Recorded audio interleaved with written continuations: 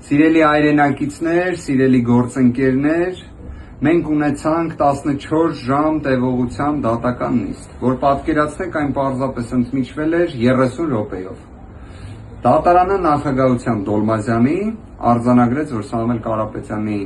խաբման միջոցը կալանքը չի կարող պահպանվել, որքան էլ վերաքննիչ քրեական դատարանը հակակոռուպցիոն այն ցանկացել էր դատախազության, քննչական մարմնի և քաղաքական հետապնդման տրամաբանության ներքո։ Սամվել Կարապետյանի նկատմամբ կիրառվեց տնային կալանքը, համակցված գրավով, բացակայելու արգելքով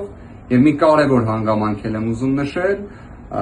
կոչերի հրապարակային հայտարարությունների սահմանափակումը ևս վերացվել է։ Իդեպ այդ իմաստով, ինչպես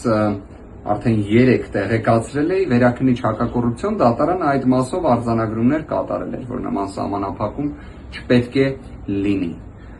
Մեկ հանգամանք էլ ուզում եմ ասել, իհարկե առիթ կլինի ավելի երկար կներկայացնեմ, իսկապես հունվարի 16-ը չափազանց տարօրինակ, բարդ, դժվար օր էր,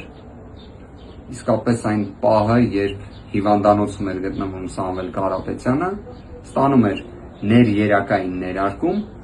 ոստիկանության 10-ից ավել ծառայողներ գալիս են մտնում են հիվանդանոց, քանի որ քննիչը գրություն է գրել, որ Սամվել Կարապետյանին անպայման անհապաղ տեղափոխեն քրեակատարողական հիմնարկ, անկախ նրանից, որ ստացիոնար բուժում էր ստանում։ Եվ այդ պահին Սամվել Կարապետյանը պարզապես տեսնելով այդ ամենը, ինքը հենց արձագանքեց առաջիններից, ասելով գնացինք։ Դեռ կարծում եմ առիթ կլինի այս մասով ավելի երկար ներկայացնեմ։ Շնորհակալ եմ բոլորին, միշտ առաջ։